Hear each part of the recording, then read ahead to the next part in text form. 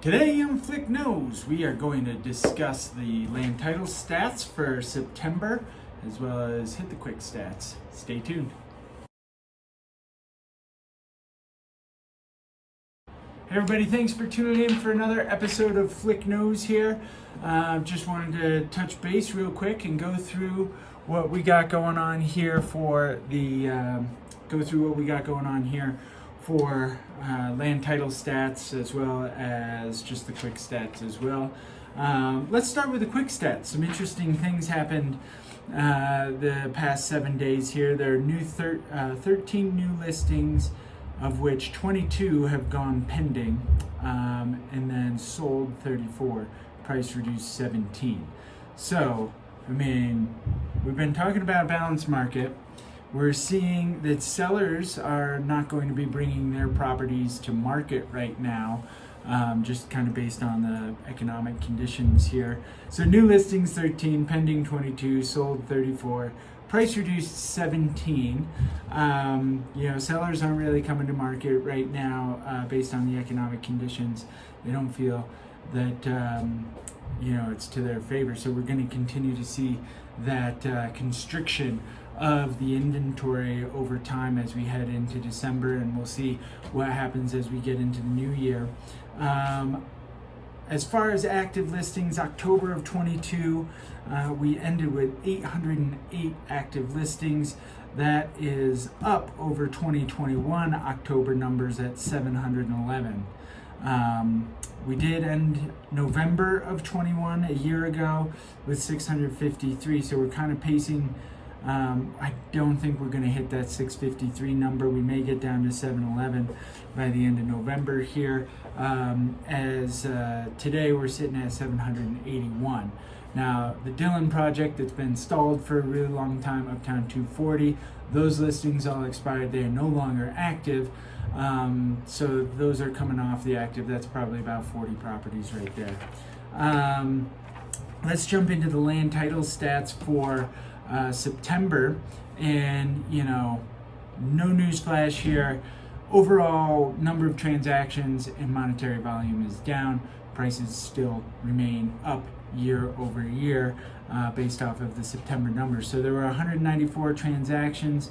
There were quite a few deed restricted transactions, which brought the average down to 1,132,000. With an average price per square foot of $753. Now those deed restrictions brought that month's average down, and there were something like 18 or 20 of those closings there. The average for the year is 1,342,000, really 925. So let's call it 1,343, and the price per square foot was 805. So take that into account on where we are in the market right now. Single families are up 22%, multifamily up 22% year over year, vacant land up 30% year over year. And then just taking a look, like I said, transactions were down 26% year to date. Volume is pacing down 16%, and so that's where we kind of are. So down 6% year over year, or down 26%, from July of 2021. Then year to date, we're down 16%, and transactions are down 35%. Did that make sense? If not, drop a comment, let me know.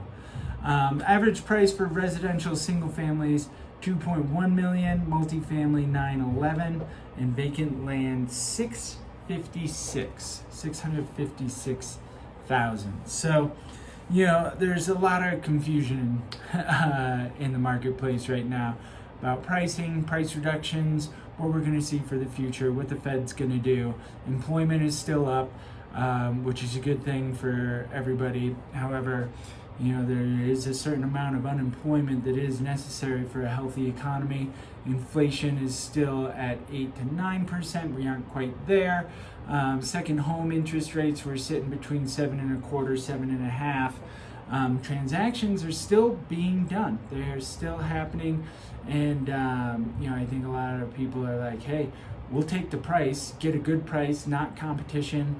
The favorable contract negotiations right now And then when we get through this whole ordeal with the inflation and Fed rates and interest rates come back down, we're essentially just going to refinance at that point, and we'll get the better rate on the lower price. So yeah, that's kind of where we are right now. If you have any questions, just give a holler, teamflick@summitliving.com, or drop a comment. We certainly are here for you, want to help you out. Hope all's well, and we'll talk to you soon. Thanks.